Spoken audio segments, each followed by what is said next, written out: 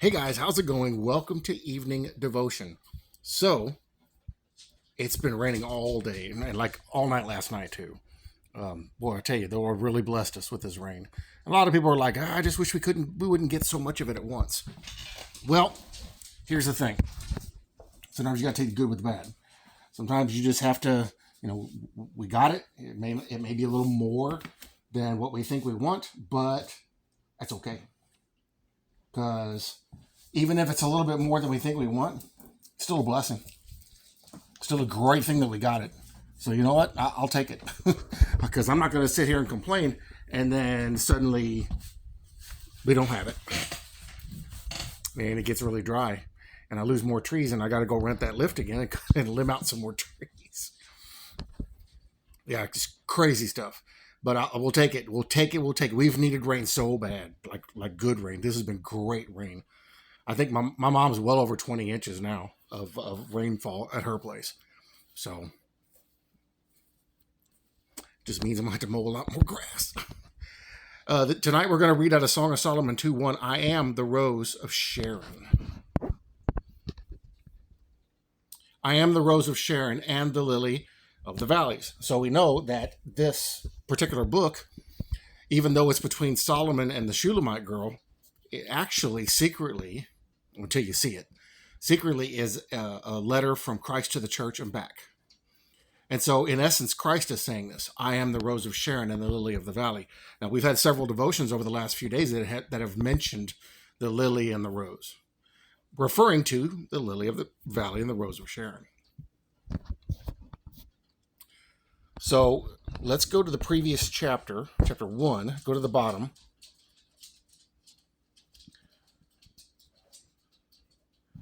See if there's any context. Doesn't look like it. So let's just start here. We already read verse 1. We'll go to verse 2. Like a lily among thorns. Like a lily among thorns. So is my love among the daughters. So, immediately this reminds me of the thorns as in denial of Christ and denial of his love and the offenses that are performed by us, by Christians, and we all have these moments where we step out of line and we do things we shouldn't do, think these things we shouldn't think. It's a constant struggle. Go back into the Old Testament and look how Israel treated God, and you see examples, similar things happen. His love among us is like a lily among the thorns. That lily can get, it's all these little poke things. And this could be a reference going to the cross too. Like an apple tree among the trees of the woods, so is my beloved among the sons. An apple tree will stand out. You put an apple tree out in the middle of the woods somewhere, it's going to stand out among everything else. I sat down in his shade with great delight, and his fruit was sweet to my taste. Well, what's the fruits of Christ? Well, salvation, first of all. His love, his blessings, his grace, his mercy. He brought me to the banqueting house, and his banner over me was love. Sustain me with cakes of raisins. Refresh me with apples, for I am lovesick. His left hand is under my head, and his right hand embraces me.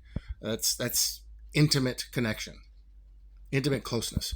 I charge you, O daughters of Jerusalem, by the gazelles or by the does of the field, do not stir up nor awaken love until it pleases. I don't know what that particularly is referring to. So there's a lot of stuff in this book I haven't figured out what it may be referring to yet, but it reminds me of some stuff. Don't stir up the love or anything like that or awaken love until it's time to, maybe it's time to depart. I don't know. Just throwing it out there.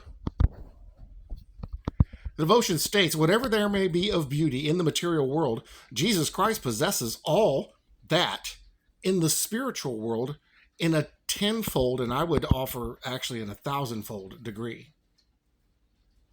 Amongst flowers, the rose is deemed the sweetest, but Jesus is infinitely more beautiful in the garden of the soul than the rose can be in the gardens of earth. I have the privilege, I don't know if anybody or if everybody gets this opportunity. I have had the privilege, and when it happened, it was pretty cool, but I didn't realize how important it was or how amazing it was until later in life. But I have had the privilege of being able to smell roses on a 150-year-old rose bush. Now, this was when I was, young teen, 15, 16. I don't even know if there's any of those alive anymore. But this old lady had them, and they were given to her. She owned her grandmother's house. She was born there, so she inherited it. So she kept these rose bushes alive, and they were huge, biggest roses I've ever seen. And their aroma wasn't like roses we have today. Way different, way richer. And they were gorgeous. And they were thick. And almost looked like trees, like small trees. 150-year-old rose bushes. And I had that experience. And I don't even know if I've met anybody that's had that experience. But it was amazing. It was really amazing. He's better than that. By a long shot. He blows that out of the water. He is the son. Oh, sorry. He takes the first place as the fairest among 10,000. Again, Revelation 5, Daniel 7. 10,000 times 10,000 and thousands of thousands. He is the sun, and all others are the stars. The heavens and the day are dark in comparison with him. For the king in his beauty transcends all. Now, what is his beauty? There's verses about that. What is his beauty? That's his scars. That's his scars he received on the cross. I'm telling you, when you see him, you'll understand. He still has his scars. Not just in the wrists and in the ankle or the ribs. He has all of them. I am the rose of Sharon. This was the best and rarest of roses. Jesus is not the rose alone. He is the rose of Sharon.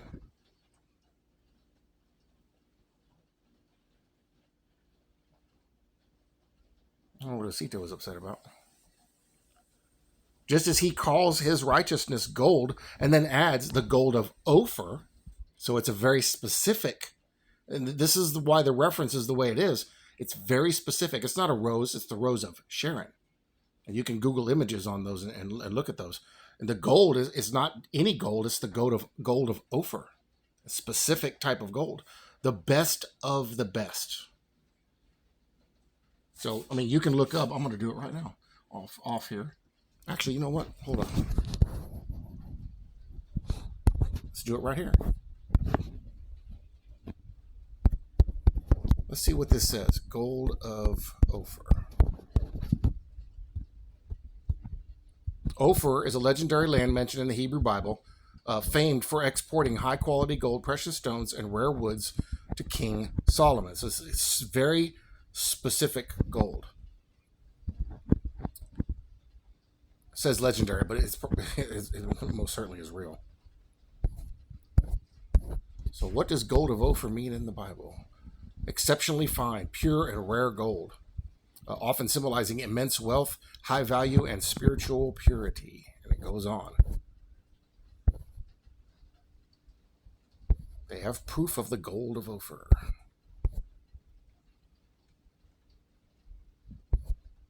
So it's a certain type of gold. The best of the best.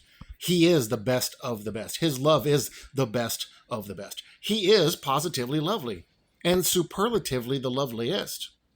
There is variety in his charms.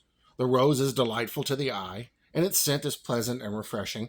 So each of the senses of the soul, whether it be the taste or feeling, the hearing, the sight, or the spiritual smell. You know, you have a spiritual sense of smell. Did you know that? Yeah. It's not mystical. It's not, weird out there stuff. You have a spiritual sense of smell. Finds appropriate gratification in Jesus.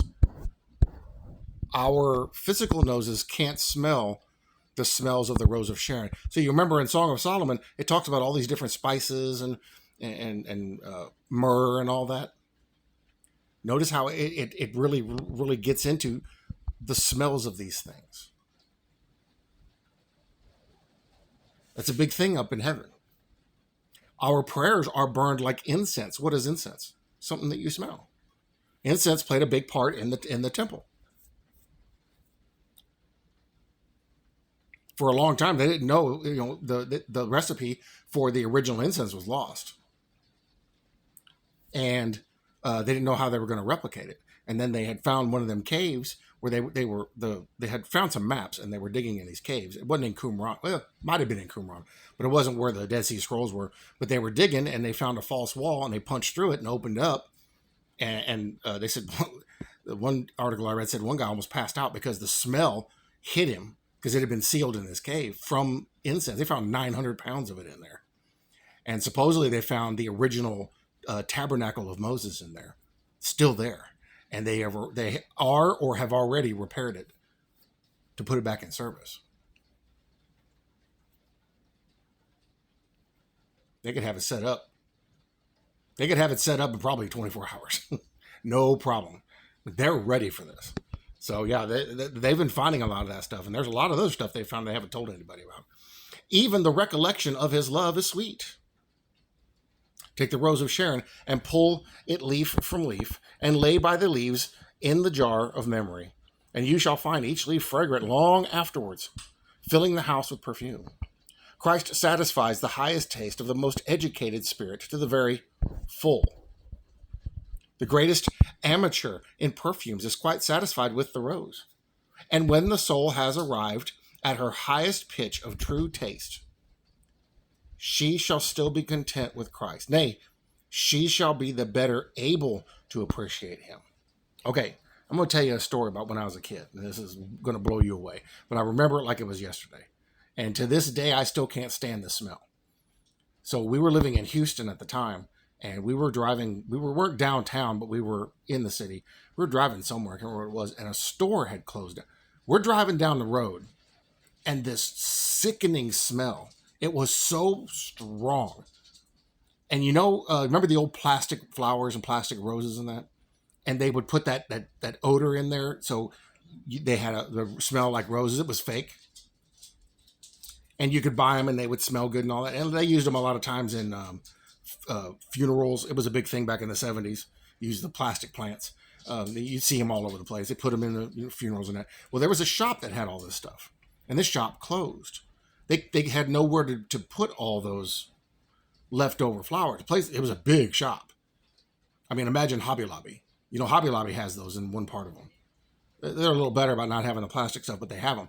Well, this whole place was full of them. Well, they threw them all in a dumpster, a big dumpster, not like we have today. These are bigger. And it was overflowing with these flowers. I was nauseated. I remember as a kid, I was nauseated. It was so strong. And we had to drive past it to get out of it because the wind was blowing towards us. We had to drive past it to get away from there. And it lingered in the car for days because it was so strong and powerful. I really appreciated fresh air after that. Not having to smell that because it was bad, man. It was so overwhelming. The greatest amateur in perfumes is quite satisfied with the rose. And when the soul has arrived at her highest pitch of true taste, that's us. That's when we get changed. She shall still be content with Christ. Nay, she shall be the better able to appreciate him. When we get our new bodies, and I've told you guys this, I've told this for years, we get our new bodies, we will be able to experience the love of Christ at a level we can't possibly experience now. To experience his love full force would cause this physical frame to cease to function. It's too powerful. It's too strong. We get a new body, and that body will be able to experience him in a way never thought possible. Sounds will be different. Smells will be different. We'll be able to experience things on a completely different level. And the physical will be straight shadow to that. You wait, you'll understand. Because you'll be able to understand and hear things and see things and smell things that you never understood before or never heard before. Now, some of us have had some of these experiences of things, and we didn't understand what it was. We may have been giving little glimpses into that. But when we get to heaven, we'll understand it fully. Like the colors. Colors are way different. We know there's colors because the Bible tells us there are. All these different precious stones and all the different colors they are and used to make the throne. The floor of the throne room is transparent gold. I think the part of the New Jerusalem is going to be transparent gold. It's amazing. and the resonating sounds will be different. And we're going to get to smell the incense of our prayers. Our prayers will be burned in heaven as incense, just like the Bible says. It's amazing. Heaven itself possesses nothing which excels the Rose of Sharon. What emblem can fully set forth his beauty? Human speech and earth-born things fail to tell of him. You've heard me say this many times. Our language does not have the right words to properly articulate or empathize. Not empathize. Emphasize. That's the word I'm looking for. To properly emphasize, him and who he is and what he is and all the different things about him and the attributes. We can't possibly put it into a proper words. There is no language. There is no unknown language that can do it. It's impossible because he is so far above and beyond those things. Human speech and earthborn things fail to tell of him. Earth's choicest charms commingled feebly picture his abounding preciousness. Blessed rose, bloom in my heart forever. So take the gold of Ophir and compare it to Jesus. And it's tarnished lead in comparison. Take the rose of Sharon and compare it to Jesus, and it's a weed. Take the lily of the valley and compare it to Jesus, and it's muck on the bottom of the pond. But these are things we know, and he uses these types of descriptions to describe himself. The best of the best, the most beautiful of the most beautiful. He uses our language to describe to us who he is and how he is. This is why the scriptures are so important. That's why it's so important to believe the scriptures and to read them as often as possible. Because these things, you will start to build a mental picture of this. And in a better way to say that probably would be, you will start to build a spiritual picture of it. Because these things, the more you go over them, the more you talk about it, the more you address it, the more you meditate on it, which is part of our worship, the more your mind starts to be able to put a picture together. Because little details start to come out of this, and you start to get a greater grasp of the love of the Lord. A greater grasp of who Jesus is, what Jesus is, and more of the deeper understandings of his attributes, which are imputed unto us. Now, here's what's amazing, and this is something that I learned by accident.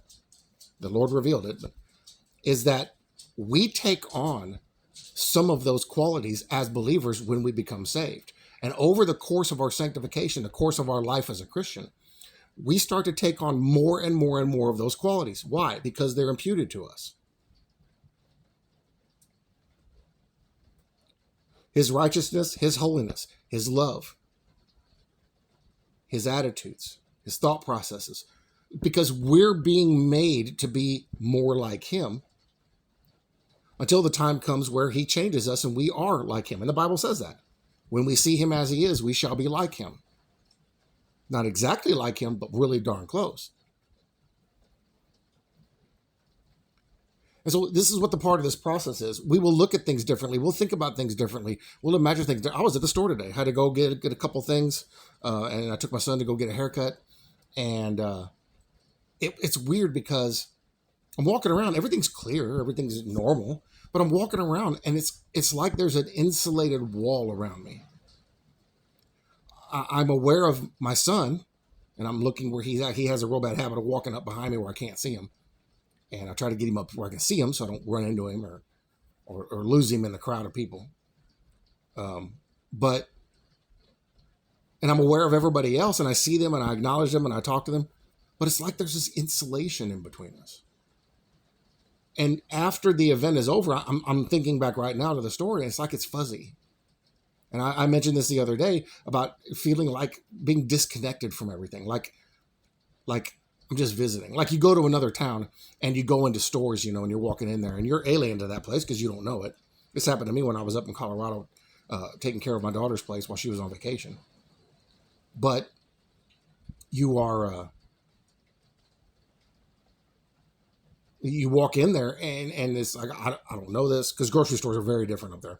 I don't know this place. I don't recognize this. I'm trying to figure everything out. I'm looking, and it's like it's alien. Well, that's what it's like for us here as Christians, because we're not earth dwellers. We're citizens of heaven. We're different. And every day we're becoming more and more different because of Jesus Christ. It's not a bad thing. It's a good thing. It's a very good thing. And look at how they demonize certain mindsets in the world today, but it's things that are proper if we're a follower of Jesus. I had somebody comment on a 6-year-old video, and they were ranting and raving about Zionism and Zionists and all that, and they're against it and against Jews and all that. And I told him, I was like, well, he said, Jesus never commanded that. And I said, well, actually, if you're a follower of Jesus, you're a Zionist. See, they've demonized that word. They've demonized nationalists. But the thing is, if you love your country and your country comes first, because that's your country, that's what a nationalist is. There's nothing wrong with that. If you are a supporter of Israel, now we know that there's two Israels. There's the side of Israel that will not accept the Lord and actually going to welcome the Antichrist. Them we don't support. But there is a side that believes and will believe when the time comes. Those are the ones we support. That's the Israel we support. They just happen to all be in the same location. That's what a Zionist is. A supporter of Israel. There's nothing wrong with that. If you're a Christian, you're a Zionist. And if you sit in there and you say you're a Christian and say, but I'm not a Zionist, then you're not a Christian. Because Jesus Christ came out of Israel. Jesus Christ is Jewish. So you're going to tell me you're going to accept a Jewish Savior but not accept the people he came from. That doesn't make sense. Anyway.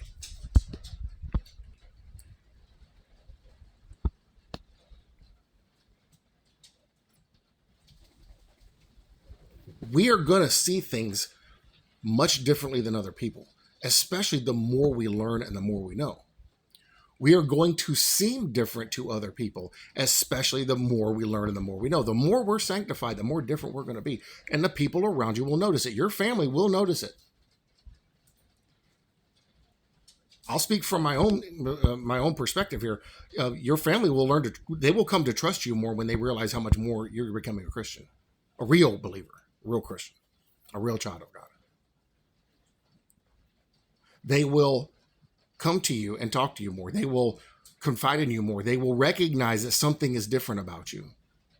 Now, they may not necessarily be able to put their finger on it, but they know something's different. They can tell how you articulate, how you carry yourself, your attitudes about things. We are becoming more like Jesus. We are becoming more like the rose of Sharon, the lily of the valley. And that's on purpose. That's by design. It's a good thing. And when the day of redemption finally dawns, and we are all changed, we see him and we're changed to be like him.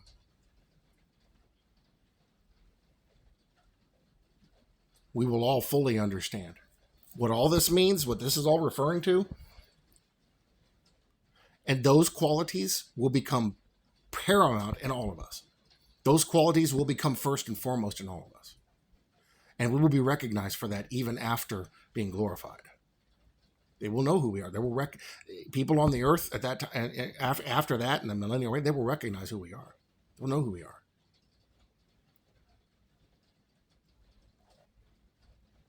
So don't be afraid to be a believer. Jesus was different. We're different too. It's okay to be different. We've got to learn to be comfortable with that. And we've got to learn what these terms mean so we know what we're talking about when we tell them something. And I'll tell you this, the more you read, the more you spend time meditating on the scriptures, the more these things will start to become evident to you. And the more you will have no problem believing and no problem expressing those things. I mean, look at Charlie Kirk and how he was. He achieved that. And maybe why the Lord took him home. But he achieved that.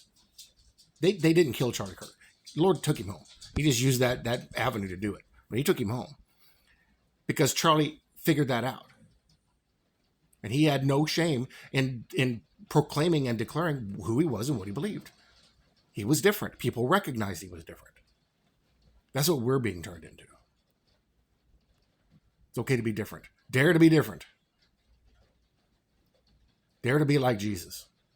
And let the world see it. And if they hate you for it, that's fine. They can hate you for it. They hated him. They attack you for it. They attacked him. They persecute you for it. They persecuted him. It's okay. There's none of that. Nothing will come between us and him. Especially since we're being made more like him. And here's the thing, and I'll close with this. When we're being made more like him, we are much less willing to kowtow to authorities and other people.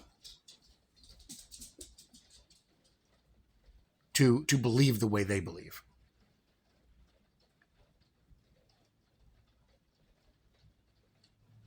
Or to give in to them because they're trying to shame us or guilt us because of what we believe. Know the truth. Be free. Be set free by that truth. And do not be afraid to tell them the truth. I love you all very much. I bless you all in Jesus' name. I'll see you in the next video.